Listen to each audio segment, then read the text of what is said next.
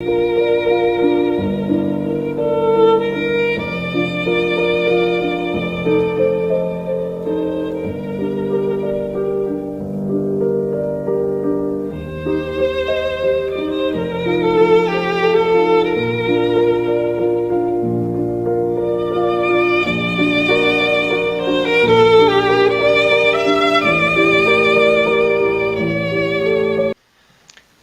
noite a todos, sejam todos bem-vindos uma vez mais. Eu acho que a alegria principal que a Adriane estava comentando agora não é nem só a questão de a gente ter mais cadeiras e mais pessoas na casa. Acho que a alegria maior que todos nós sentimos nesse momento é que nós estamos voltando gradativamente com as nossas velhas atividades, digamos assim, com o nosso velho normal. Estamos nos aproximando de uma retomada das nossas vidas. Estamos saltando os obstáculos dos últimos, vamos supor, 15 meses, mais ou menos, que todos nós tivemos que nos adaptar em novas situações, novas circunstâncias, e ultrapassados esses obstáculos, nós estamos nos desabrochando para uma nova vida, para uma nova caminhada. Acho que essa é a maior alegria que todos nós possamos estar sentindo na noite de hoje. Antes de nós começarmos a falar dos obstáculos, eu queria fazer aqui um pequeno agradecimento, porque a Delane, com o estudo que ela fez da semana passada do exercício da gratidão, ela fez o meu trabalho na noite de hoje muito mais fácil. Ficou muito mais tranquilo, muito mais fácil de fazer. Porque a Delane, aqueles que ainda não tiveram a oportunidade de assistir, que por favor voltem ao nosso canal do Facebook, chequem no nosso canal do YouTube, vão assistir a palestra da Delane no exercício da gratidão, porque ela foi simplesmente sublime, foi de um ensinamento profundo, trazido com uma magistralidade tremenda, com o carinho e com a amorosidade que você tem. Mas ela é muito importante para o nosso estudo de hoje, porque na semana passada nós aprendemos com a Delane de que no exercício da gratidão nós primeiro aprendemos a agradecer a tudo aquilo de bom que nos acontece. E isso é relativamente fácil de fazer. Num segundo estágio, nós aprendemos a agradecer aquilo de ruim que não nos aconteceu. Um acidente que foi evitado, uma situação mais crítica de que nós fomos poupados. Nós vamos aprendendo a reconhecer esses momentos e a gente aprende a agradecer a isso também. Mas que nos últimos estágios do exercício da gratidão, nós aprendemos a agradecer às dificuldades, aos problemas e aos obstáculos que nós temos. Porque no fundo, eles têm uma lição e uma mensagem para nós. Então, quando nós aprendemos a ser grato aos nossos problemas, aos nossos obstáculos, o entendimento dessa passagem fica muito mais fácil, fica muito mais tranquilo. Então, para que a gente possa iniciar o meu estudo de hoje, que vai ser muito mais tranquilo, vamos então dar só uma olhadinha na passagem que nós selecionamos no Evangelho de Lucas, para que a gente pudesse discutir um pouquinho a respeito disso. E nessa passagem, que vai de Lucas, no capítulo 19, versículos de 1 a 7, ela diz o seguinte: E tendo Jesus entrado em Jericó, ia atravessando a cidade. E eis que havia ali um homem chamado Zaqueu, e este era um chefe dos publicanos, e era rico. E procurava ver quem era Jesus, e não podia, por causa da multidão, pois era de pequena estatura. E correndo adiante, subiu uma figueira brava para o ver, porque havia de passar por ali. E quando Jesus chegou àquele lugar, olhando para cima, viu e disse-lhe: Zaqueu, desce depressa, porque hoje me convém pousar em tua casa. E apressando-se, desceu e recebeu-o alegremente. E vendo todos isso, murmuravam, dizendo que entrara para ser hóspede de um homem pecador. Então é nessa passagem que nós vamos analisar os conceitos e as ideias da dificuldade. E essa frase está marcada em amarelo, primeiro porque era a frase que estava no primeiro slide, e é porque daqui que nós vamos extrair toda a base do nosso estudo. Quando a gente pensa em obstáculos, em dificuldades, Joana de Ângeles define a dificuldade como sendo testes para desafiar os valores latentes do conhecimento, da capacidade de luta de cada um. Essa definição de Joana de Ângeles está no livro Momentos de Saúde e de Consciência, no capítulo 4.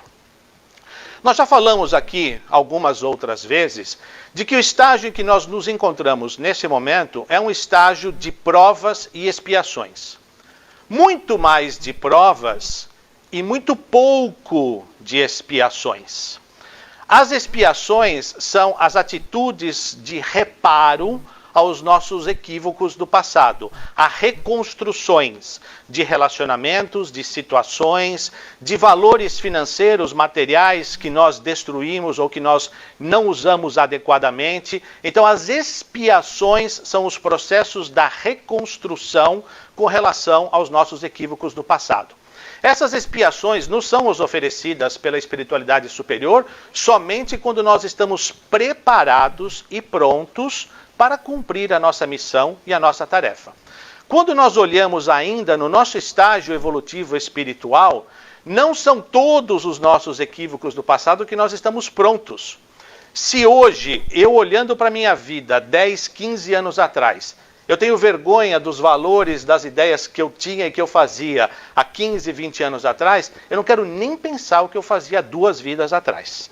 Eu vou morrer de vergonha. Então, com certeza, nós não estamos preparados para isso. Então, as nossas encarnações, elas são muito mais de provas do que expiações. E o que são as provas? As provas são essas dificuldades, esses obstáculos que nós encontramos, que nos tiram da nossa zona de conforto e nos empurram para cima. As provas são as ferramentas divinas para saber como nós vamos usar o nosso livre-arbítrio perante os fatos que nos são colocados na nossa existência. As provas, esses obstáculos, eles existem para que nós possamos sair da zona de conforto, para que nós possamos procurar uma maneira melhor ou diferente de ver as coisas ou de fazer as coisas. Se não fossem pelos obstáculos, nós estaríamos eternamente condenados à famosa Síndrome de Gabriela. Eu não tenho idade para conhecer essa música, mas eu fui pesquisar no Google e essa música dizia o seguinte, a música de Dorival Caymmi que dizia o seguinte: eu nasci assim, eu cresci assim, eu vivi assim, eu sou mesmo assim, vou ser sempre assim. É isso, Gabriela. Aí vem o refrão, Gabriela, tá vendo? Olha, Lavoisier, você tem tudo isso, cara de idade? Tá conservado, meu. Você tá bem conservado, parabéns, parabéns. Mas a síndrome de Gabriela é isso, nós nos colocamos ou nós nos enxergamos de uma determinada maneira e nós dizemos, bom, para mim assim tá bom, eu sou assim, eu nasci assim, eu vou morrer assim, eu vou ser sempre desta forma. Mas, quando a gente começa a estudar a doutrina espírita, nós aprendemos uma das primeiras coisas, que a lei de progresso é uma lei divina inalienável. Ou seja, todos nós estamos condenados, entre aspas, a progredirmos. Ou somos chamados amorosamente, ou somos convocados através da dor. Para que nós possamos sair desse marasmo, para nós sairmos dessa zona de conforto que nós estamos. Porque se nós chegamos aqui, somos assim, vou viver assim, qual é o objetivo da nossa existência? Se nós somos convidados a cumprirmos a lei de progresso que o Pai nos coloca como uma das leis divinas, se nós somos convidados a cumprir essa lei, nós temos que progredir. Agora, gente, assim, na boa, né? Quem é que quer sair da sua zona de conforto, onde você tem todas as situações que você controla, o comportamento que você já sabe que você gosta, que você quer ter, as pessoas com quem você se relaciona, as situações do seu dia a dia que você está confortavelmente adaptado com isso? Ninguém, em sã consciência, de livre e espontânea vontade, quer sair dessa zona de conforto para poder enfrentar ou desafiar o desconhecido. Os obstáculos aparecem, são as provas que nos tiram dessa zona de conforto. Porque todos nós, em algum momento da nossa jornada, seremos convidados a evoluir. Ou por livre e espontânea vontade, ou por livre e dolorosa vontade. Porque a dor, de alguma maneira, vai nos chamar, vai nos convidar. Alguns de nós podemos estar tão arraigados aos nossos valores, às nossas paixões, aquilo que nós achamos que pode ser o correto, o certo, que nós dizemos o seguinte: eu não consigo mudar, eu estou satisfeito com essa situação. Mas será que tudo é tão irresistível que nós não conseguimos mudar? Será que nós estamos tão apegados a tudo que está à nossa volta que nós não conseguimos evoluir, crescer nem por 1 milímetro, nem por um passo? Na terceira parte do Livro dos Espíritos, onde a gente vai estudar as leis morais, a pergunta 911 faz a seguinte indagação: não haverá paixões tão vivas e irresistíveis que a vontade seja impotente para dominá-las? Ou seja, será que eu estou tão condenado aos meus valores, às coisas que eu gosto, que eu nunca vou ter força para combater a estas, digamos assim, inclinações que eu tenho? E a resposta dos espíritos não poderia ser mais clara. Há muitas pessoas que dizem: quero mudar, mas a vontade não passa dos lábios. Quando o homem crê que não pode vencer as suas paixões, é que seu espírito se compraz nestas mesmas paixões, em consequência da sua inferioridade. Vencê-las, sairmos dessa zona de conforto, para nós é uma vitória do espírito sobre a matéria. Se nós estamos aqui convidados pela espiritualidade superior, pelo divino, pelo nosso Pai, a fazermos cumprir a lei de progresso, então isso quer dizer que nós temos que sucumbir às nossas paixões de uma forma ou de outra, seja pelo entendimento, seja pela dor. E aí então os obstáculos cumprem esse papel de nos tirarmos da zona de conforto e nos convidarmos a examinarmos outros valores, ideias, procedimentos, conceitos, formas de ver a vida, formas de nos relacionar e assim por diante. Então, entrando um pouco agora na análise dessa passagem, como nós devemos então encarar os obstáculos e as dificuldades que nos visitam? Então aí vem essa frase que eu havia destacado, e ela diz o seguinte: e procurava ver quem era Jesus, e não podia por causa da multidão, pois era de pequena estatura. A primeira pergunta é: por que Zaqueu procurava Jesus? Na verdade, essa passagem ela é um pouco obscura nesse sentido. O Evangelho, o Novo Testamento, não traz claramente as razões pelas quais Zaqueu estava indo em busca do Cristo. De uma maneira geral, nós buscamos o Cristo, ou o divino, ou a religiosidade, quando nós estamos com problemas, quando nós estamos com dor. Aí nós temos lá a nossa vida tranquila, sossegada, serena, tudo em ordem. Aí de repente aparece um problema aqui, uma outra coisa ali. Ai, meu Senhor Jesus. Ai, meu Senhor Cristinho. Ai, meu Santo Pai. Ai, me acuda, Senhor. Ai, me ajuda, meu Pai. E aí a gente vai atrás dessas coisas. Porque nós fomos, digamos assim, cutucados pela dor. Normalmente, de uma maneira geral, nós procuramos a religiosidade ou o divino quando nós estamos com problemas. Zaqueu, nesse caso, nos leva à conclusão, ou o texto do Evangelho pode nos levar à conclusão de que Zaqueu procurava Jesus porque procurava, de alguma maneira, um novo pensamento, um novo campo mental, uma nova ideia, uma nova atitude, uma nova vida, por alguma coisa que o incomodava, por alguma coisa que já doía dentro dele, que ele já não aceitava muito bem como valor, como comportamento, como postura. O fato é, alguma coisa doía dentro dele e ele foi em busca do Cristo. Então, ele procurava Jesus. E, aliás, uma outra coisa muito importante, nesse mesmo capítulo, nesse mesmo Evangelho de Lucas, no capítulo 11, nós vamos encontrar no versículo 9 aquela famosa frase: buscai e achareis. Quando Cristo nos convida a irmos procurar os outros valores e as outras coisas que estão ali reservadas para nós, que nós ainda não tivemos a curiosidade ou o interesse de irmos atrás. Agora, ele procurava ver Jesus, ele procurava buscar o seu ensinamento, mas não podia vê-lo. Mas por que não podia vê-lo? Por que ele não alcançava isso? Ele não conseguia ver Jesus pelos obstáculos e pelas dificuldades próprias que nós criamos. No texto aqui, ele fala a respeito da multidão. Ele não conseguia ver Jesus por causa da multidão, porque era de estatura pequena. Agora, existem dois tipos de multidão que nós podemos chegar a essa conclusão, que nos dificultam e que nos atrapalham.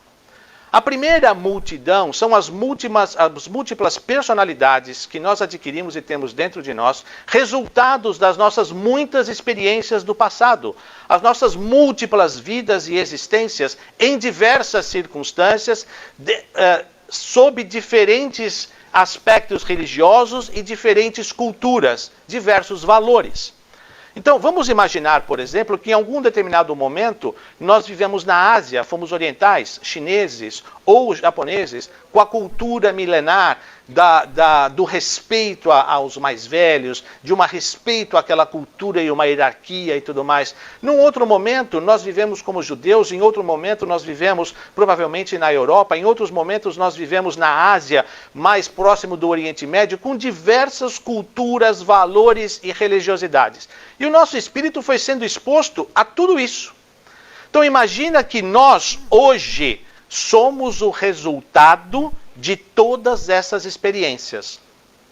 Nós carregamos dentro de nós múltiplas facetas que nós aprendemos e fomos expostos nas nossas vidas.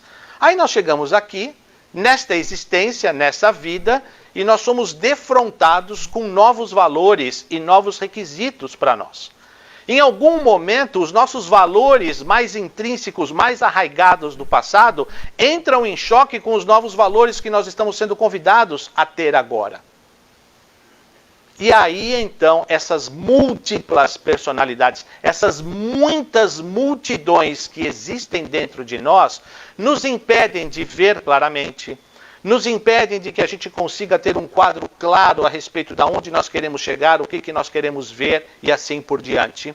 Daí a importância do estudo, de nós trazermos para as nossas vidas o entendimento do que seja o conceito das múltiplas existências, para que nós possamos buscar o melhor caminho para nós.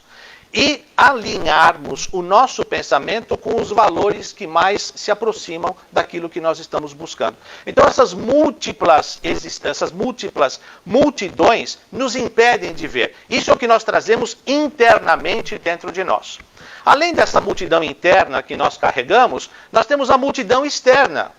Os nossos amigos, cônjuges, colegas de trabalho, parentes, pessoas que vivem conosco, que não têm a mesma filosofia, os mesmos valores e as mesmas ideias de que nós, e que passam também a atrapalhar a nossa vida. Isso é muito comum, por exemplo, dentro de um relacionamento familiar, quando você tem duas correntes religiosas entre os cônjuges.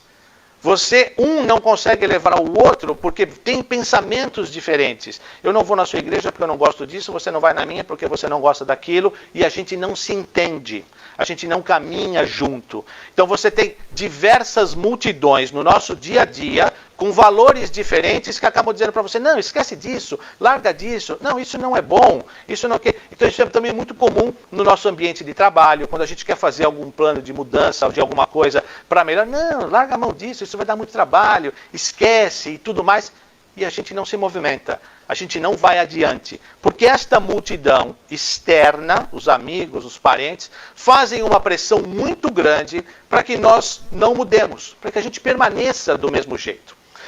Existe uma outra coisa, uma outra característica, que esta multidão externa faz uma certa pressão para que a gente não mude.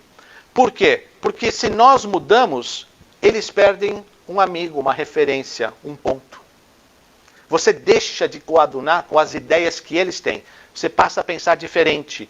Então, este grupo perdeu um membro. E quando um grupo perde um membro, as pessoas não se sentem confortáveis, se sentem mal. Puxa, fulano já não pensa mais como eu. Fulano foi embora. Fulano já não está mais nessa mesma linha de raciocínio que nós estamos. Então, a gente acaba sofrendo esta pressão, aspas, para que a gente não mude, para que a gente possa ficar tudo igual, igualzinho, direitinho, bonitinho. Né? É que nem mãe, quando o filho está pronto para sair de casa, para casar, não, meu filho não vai, ela não presta, ela é uma megera, você não vai estar certo, ela não sabe cozinhar, você vai passar fome, né? Aquelas coisas todas que a gente sabe. Por quê? Porque quer o filho próximo da gente. Né, mães? Eu sei.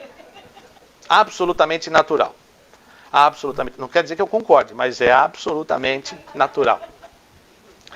Afora essa questão das multidões, tem a questão da nossa pequena estatura. Nós não conseguimos, por essas multidões que estão à nossa frente, por nós somos pequenos ainda, nós não conseguimos nos erguer a ponto de enxergar adiante dessa multidão. Nós somos ainda muito pequenos, infantes até, em nossa estatura espiritual. Nós somos carentes, nós ainda somos necessitados de amparo. Um amparo que o Cristo está oferecendo para nós, mas que nós ainda não confiamos e não acreditamos totalmente para nos entregar a Ele. Quando nós decidirmos dar este passo de fé, esse passo de nos entregarmos a novos valores, a nossa estatura espiritual cresce imensamente e nós conseguimos ver adiante da multidão os resultados que estão ali.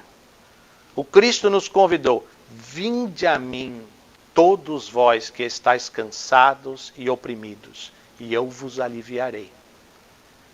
Ele está chamando a gente há 2000 anos, para que nós possamos stand up na nossa estatura espiritual, irmos de encontro aos valores que ele veio nos ensinar, para que nós possamos crescer e sair dessa zona de conforto em que nós estamos. Então, essas são as dificuldades que se apresentam. Mas quando nós, então, encontramos essas dificuldades, como nós nos postamos diante delas? No caso de Zaqueu, diz: e correndo adiante, subiu uma figueira brava para o ver, porque havia de passar por ali. Correndo adiante. Então, a primeira atitude de Zaqueu, quando soube o Cristo vai passar, ele correu adiante. Quando nós nos sentimos ameaçados ou em perigo, o nosso primeiro instinto é correr para longe, para a gente se afastar da situação.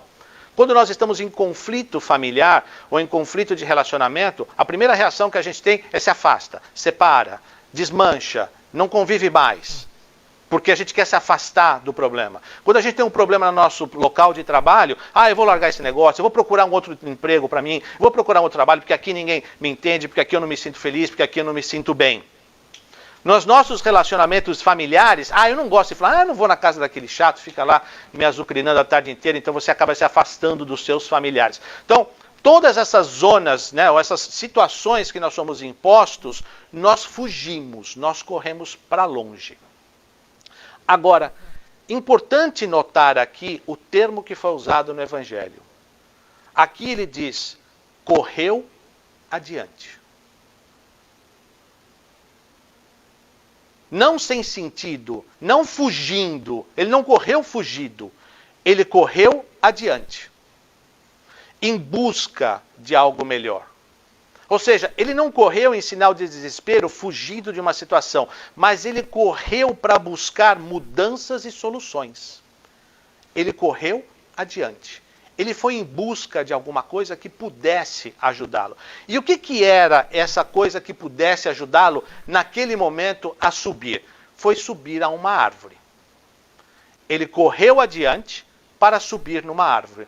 Como ele queria ver o Cristo de todas as formas, ao invés de ele sair correndo numa disparada, eu vou encontrar ele em algum outro lugar, eu vou para algum outro lugar porque aqui ninguém me deixa ver o Cristo. Não, ele correu adiante para subir numa árvore. Ele foi em busca de uma solução.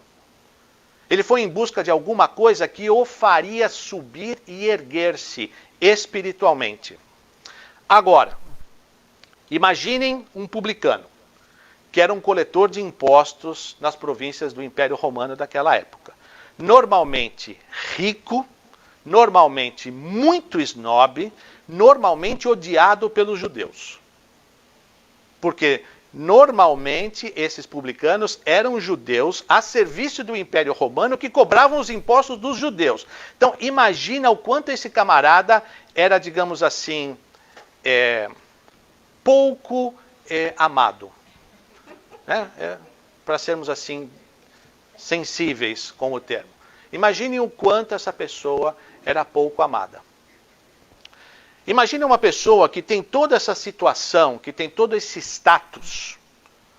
A vergonha dele sair correndo com as perninhas curtinhas, pequenininhas, se agarrar no tronco de uma árvore, subir. Naquela época se usavam as túnicas, então para ele poder subir em cima da árvore, teria que levantar as pernas e aquelas coisas todas iam ficar à mostra e ele está se expondo para aquelas pessoas que estão ali. E todo mundo conhecia aquele publicano olhando para ele em cima da árvore, que não faria o menor sentido para ninguém olhar aquela situação. Então, imagine a vergonha de Zaqueu, de estar se expondo daquela maneira. Mas, para que a gente possa ver e chegar aos valores que o Cristo está nos trazendo, nós temos que sacrificar conceitos e preconceitos que nós carregamos conosco.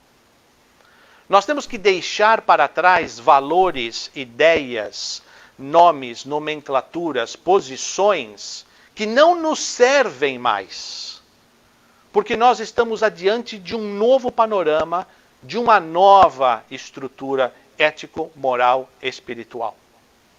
Então, foi o que fez Zaqueu aqui. Ele largou todo o status que ele tinha em busca de alguma coisa superior a ele naquele momento, mas que o traria também uma recompensa e um benefício muito grande se ele conseguisse entender a mensagem. Para que nós possamos encontrar o Cristo e nos entregar à mensagem dele, nós temos que aprender a deixar para trás os valores que nos prendem no passado. Não é uma tarefa fácil. Muitos de nós que aqui estamos, que chegamos como imigrantes nesse país, deixamos para trás os nossos status, títulos, formações e carreiras para nos sujeitarmos aqui a trabalhos menos nobres que nós consideraríamos na época em que nós ainda estávamos no Brasil. Mas isso eu tenho certeza que trouxe e agregou valores, conceitos e ideias a todos nós de uma maneira como nós nunca imaginaríamos que nós pudéssemos ter.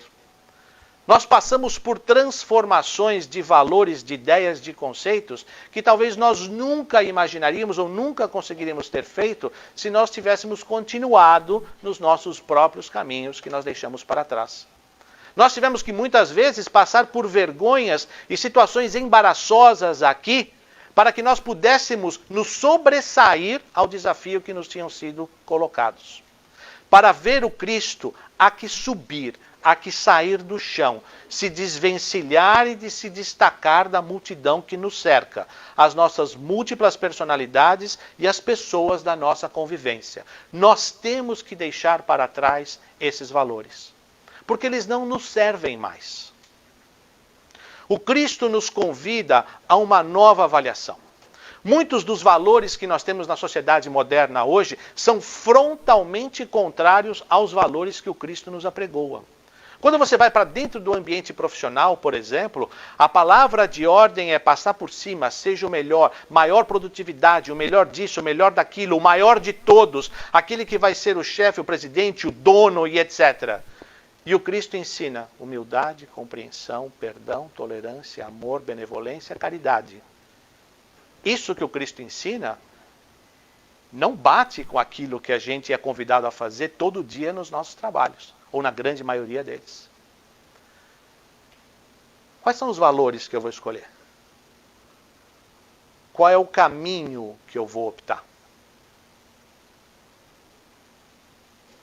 E aí então, e quando Jesus chegou àquele lugar, olhando para cima, viu e disse-lhe: Zaqueu, desce depressa, porque hoje me convém pousar em tua casa. E Jesus chegou. O que não é novidade para ninguém e também não é nenhum bicho de 7 cabeças. Ele já disse para nós: Vinde a mim todos vós que sofreis, e eu vos aliviarei. Mas para que o Cristo possa chegar, nós temos que fazer duas coisas. Primeiro, querer. Irmos até o Cristo. Irmos de encontro à sua mensagem. Não ficar sentado em casa esperando que ele venha, só porque nós estamos rezando, que ele venha resolver os nossos problemas. It's not gonna happen. I'm sorry. Nós temos que ir a ele. Inclusive, a gente vê isso nas passagens do Evangelho e tudo mais. Ninguém foi curado porque o Cristo passou e foi curado. Quem foi curado, quem foi atendido, quem recebeu o atendimento, a palavra, a misericórdia, etc., foram aqueles que foram até o Cristo. Inclusive a mulher hemorroída, largada no chão, se arrastando, hemorroíça, largada, arrastada no chão, ela se arrastou até ele. O paralítico pediu para ser descido por um buraco no teto. Todos aqueles que foram tratados e receberam a graça e a misericórdia do Cristo foram até ele. Aqueles que ficaram em casa rezando, receberam as bênçãos e etc. Mas that's all. Então, primeiro a gente precisa querer. Primeiro a gente precisa fazer a nossa parte. Primeiro nós precisamos nos movimentar. A segunda coisa é dar espaço. Então, nós fomos até o Cristo, nós queremos receber, agora eu preciso abrir o meu coração, a minha mente, o meu peito e os meus valores para esses novos valores que o Cristo está me trazendo. O Cristo normalmente aporta nesses lugares, nos lugares em que nós estamos, nos lugares que nós pedimos a sua presença, e participa das situações que vão nos inspirar a termos as melhores ideias para que nós possamos nós mesmos resolver os nossos obstáculos.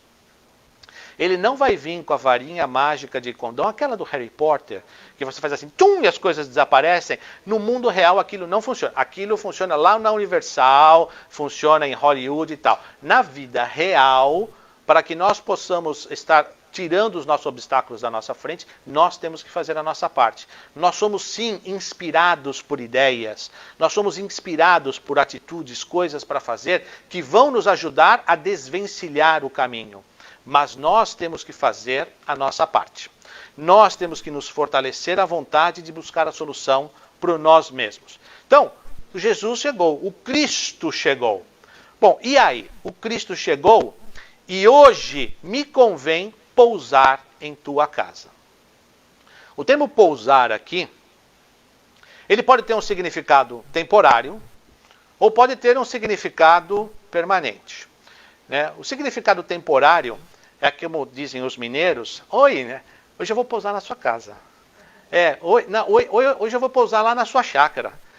Você pode me dar pousada aí hoje? Os mineiros falam muito disso, né? Vou pousar na sua casa, vou pousar na sua chácara. O problema é quando a pessoa gosta de pousar na sua chácara e essa pousada passa a ser assim, uma questão de meses de permanência e tudo mais. Porque a chácara de mineiro é bem cuidada, né? As flores são bonitas, as frutas, aquelas árvores frutíferas dando frutas o tempo todo. É uma delícia pousar em chácara de mineiro. Café da melhor qualidade, pão de queijo da melhor qualidade e assim por diante. Mas o termo pousar, ele pode ter um significado temporário. Então eu vou pousar essa noite, eu vou passar aí uma noite. Mas ele também pode ter um significado permanente, de pousar, de aterrissar, de fincar raízes no chão e aí ficar. Se vai ser temporário ou permanente, vai depender da nossa atitude mental. Se vai ser uma pousada temporária, provisória, só por agora, enquanto dói, é uma escolha. Se ela vai ser uma pousada permanente, para sempre, porque nós mudamos os nossos valores e atitudes, a escolha também é nossa. E isso é muito, muito importante que nós tenhamos sempre muito claro. O convite nos é feito pela espiritualidade, pelos ensinamentos cristãos, a toda hora, a todo instante. Em alguns momentos nós nos dedicamos mais, nós nos deixamos tocar mais por esta mensagem, mas voltamos aos nossos velhos hábitos do passado. Em outras vezes nós agarramos a oportunidade e a mensagem e nós mudamos os nossos valores e nos dedicamos a isso. Se essa pousada nova, se essa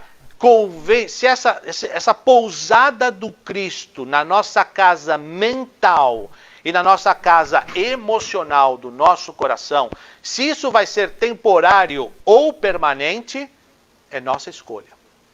Vai depender do quanto de espaço nós vamos dar a Ele, à sua mensagem, ao nosso coração, ao nosso atitude. Porque isso é uma outra coisa muito importante. A questão da ação, que a gente vai ver logo aí adiante. Então, apressando-se, desceu e recebeu alegremente. O recebeu com alegria. O ápice de uma conquista é sempre um momento de júbilo e de alegria. Né? Que digam os flamenguistas aí ultimamente. Perderam até as contas já, né? De quantos júbilos e alegrias tiveram nesses últimos meses. Muito bem. Não, eu aprendi, eu estou adotando os comportamentos cristãos, agora eu estou adotando a mensagem do Cristo. Eu estou entendendo que eles são melhores e mereceram os seus títulos, não tem problema nenhum. Não tem problema nenhum. Mas é verdade.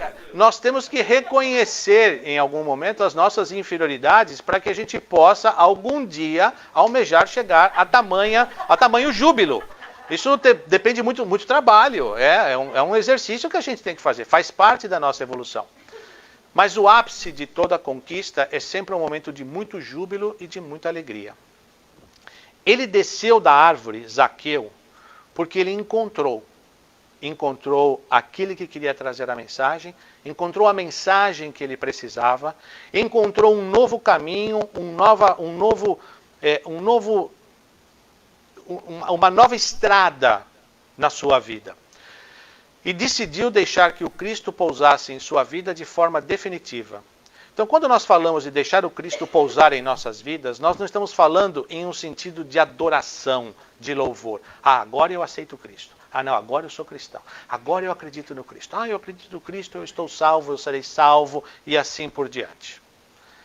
Pousar em definitivo é agir como Cristo. Requer ação, não adoração. Conhecer a mensagem cristã não nos torna cristãos. O que nos torna cristãos é agirmos e praticarmos a mensagem que o Cristo deixou tal qual ele trouxe. Conhecer o Evangelho, ler a Bíblia, ir na igreja, não nos torna cristãos. O que nos torna cristãos é o exemplo diário da mensagem que ele nos deixou. É a vivência desse exemplo. Porque, de novo, vamos olhar na base que ele deixou para nós. Qual foi a base que o Cristo deixou para nós? Foram os evangelhos. Foi não. Ele não deixou nada escrito.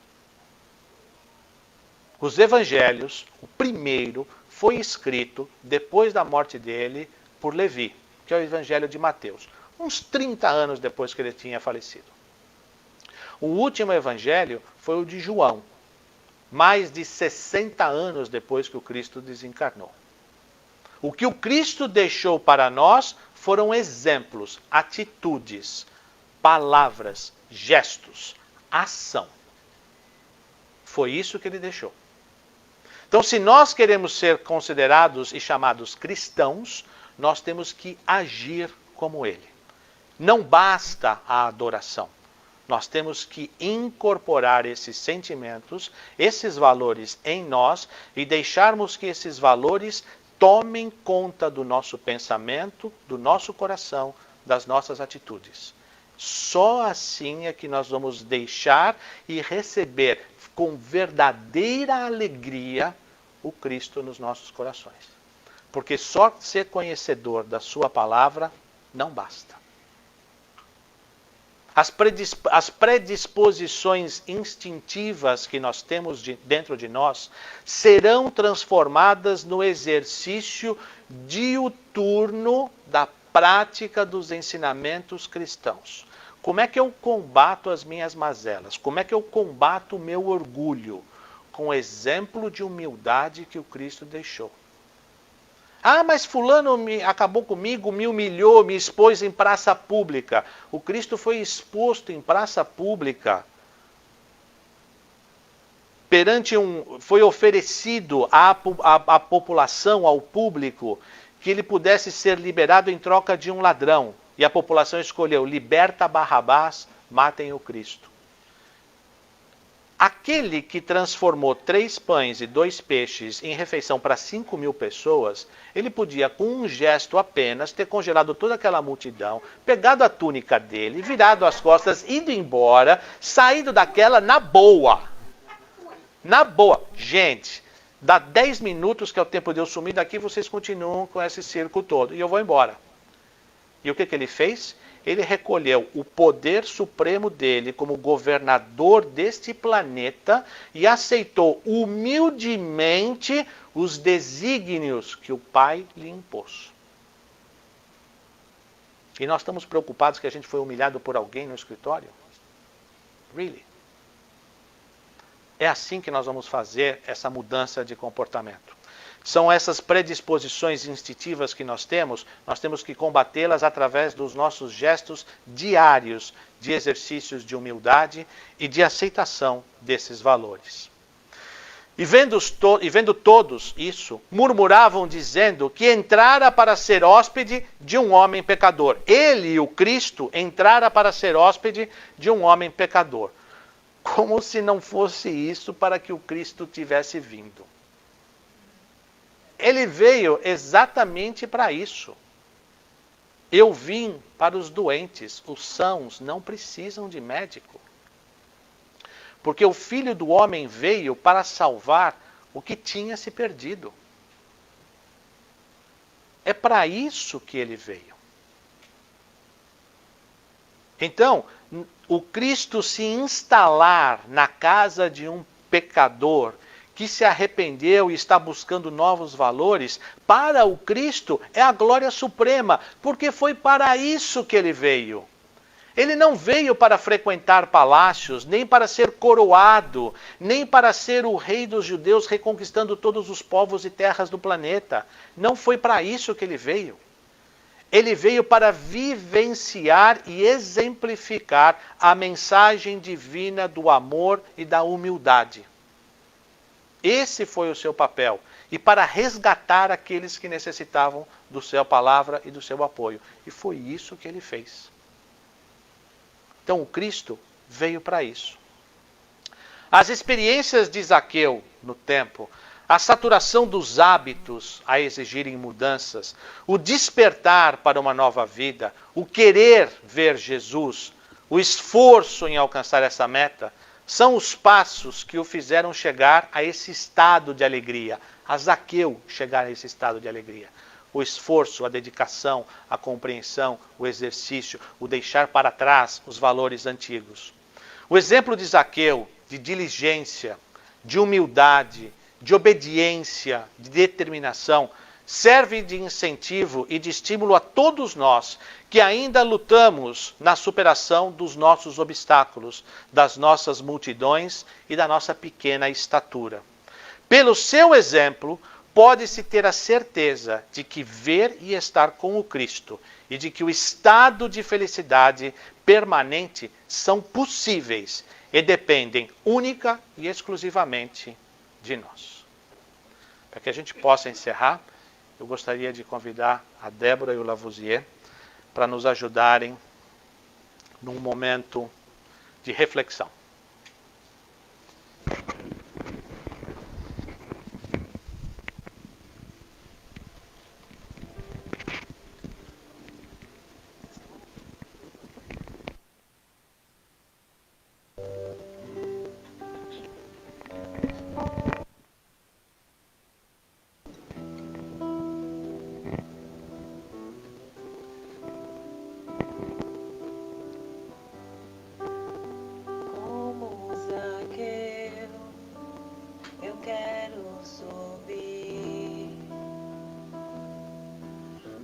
Alto que eu puder, só pra te ver, olhar para ti. chamar sua atenção para mim. Eu preciso de ti, Senhor. Eu preciso de ti, ó Pai. Sou pequeno demais, me dá tudo pra te seguir. Entra na minha casa, entra na minha vida, mexe com minha estrutura, todas as feridas, me ensina a ter santidade. Quero amar somente a ti, porque o Senhor é meu bem maior. Faz um milagre em mim. Entra na minha casa, entra,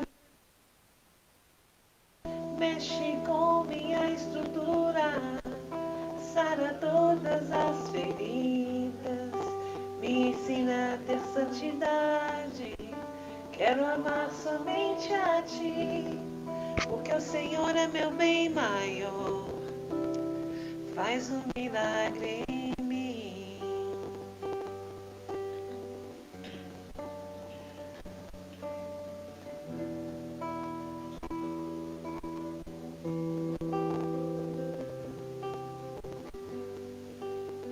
Como Zaqueu, eu quero o mais alto que eu puder, só pra te ver, olhar para ti e chamar sua atenção para preciso de ti. Eu preciso de ti, ó Pai. Sou pequeno demais, me dá tua paz, largo tudo pra te seguir.